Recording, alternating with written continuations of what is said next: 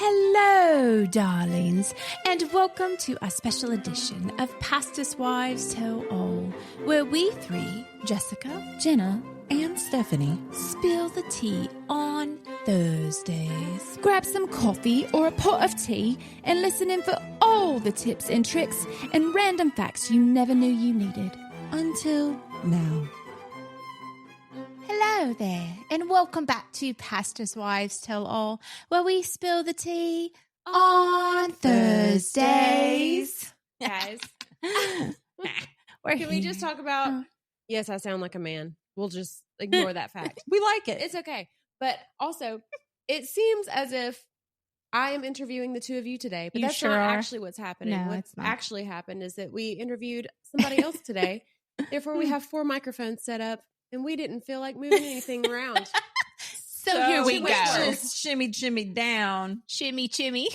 Shimmy. Okay, so Anyway. on today's Spill the Tea episode, we are going to tell you something that you never knew you were missing out on, and that's a little bit of Stephanie's health.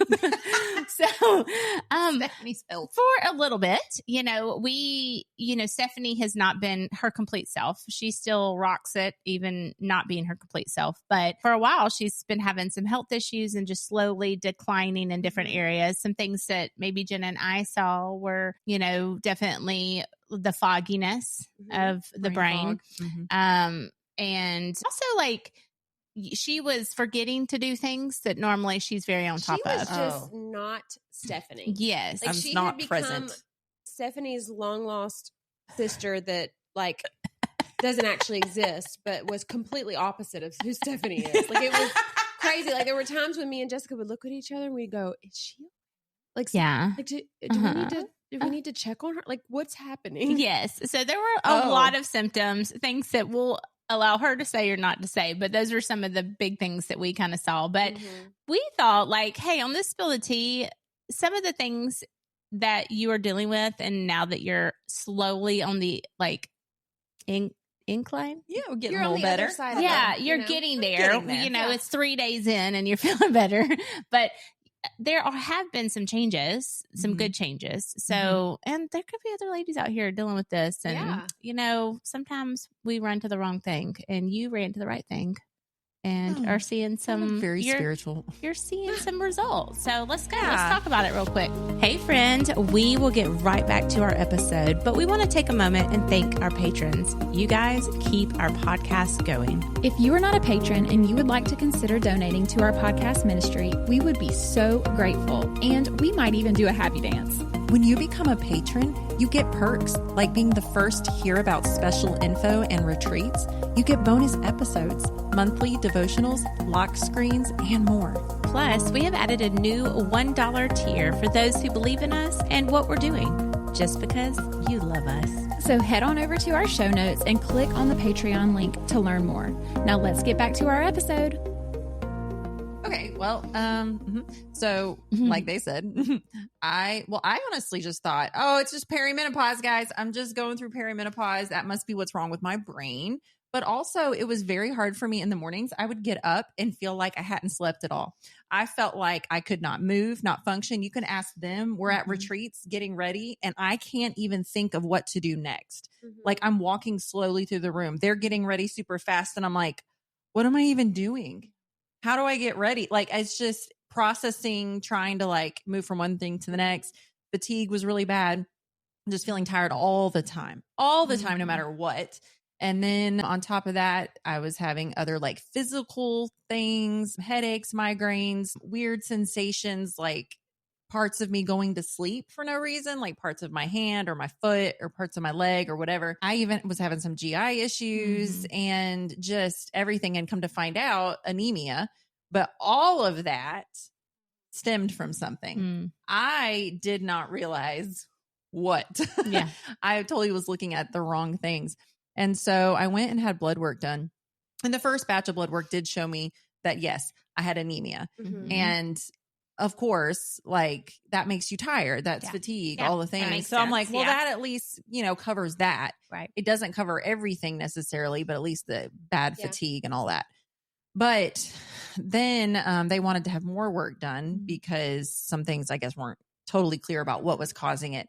And I ended up showing my blood work as soon as it came in to Jessica's mom, because she is, well, retired nurse, I guess you could say. She's a retired nurse. She is. And she's super knowledgeable and wise. Like, real quick, can we just talk about how your mom is the one that diagnosed you with a rare autoimmune disorder before the doctors figured it out? While she was living in Costa Rica. Yeah. She loves her research, and like she believes that a lot of things can be helped with food and diet and vitamins and things instead of being put on, medications and steroids and all of that. So she's definitely going to try to give you all of your options, Yeah.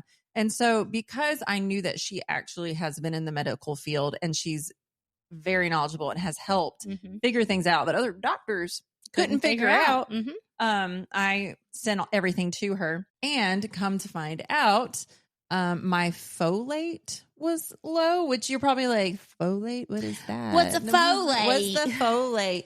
Folic acid. Yeah. So, folic acid is a part of that. Yes. You could take that in through food. Sometimes on the cereal box, you'll see folic acid.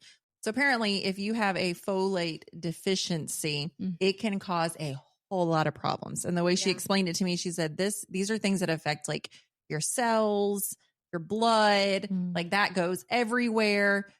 Keeping things healthy, it can cause your nervous system to have problems. So like my brain, how hard it was for me to function, the fatigue. She literally went through and listed all these symptoms and asked me, do you have this? Do you have that? And I had every single one of them except for one. And the only one I didn't have was that I don't have a desire to go eat dirt or clay.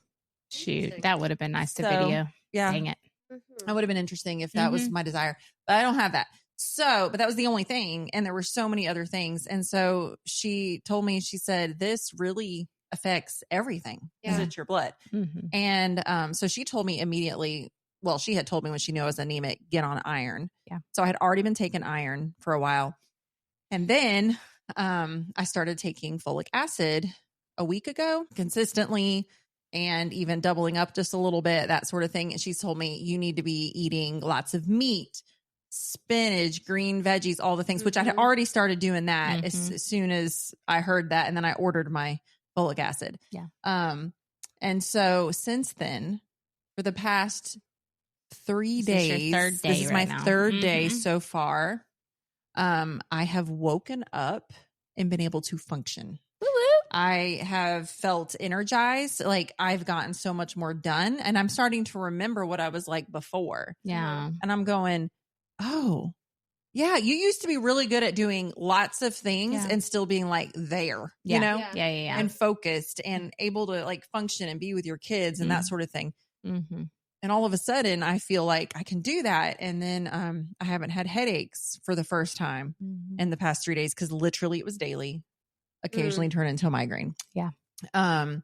And so like that difference, and even down to like, I am on medication for like OCD type symptoms. And I noticed, well, they noticed too, my tics, because sometimes I would get tics or I'm doing the same things, like weird things over and over again, were worse there for a while.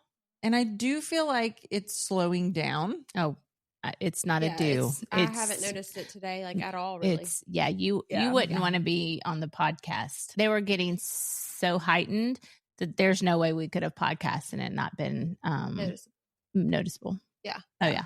Like in that short of a period of time from like last Thursday when I started to see them like jump up, like that's so cool.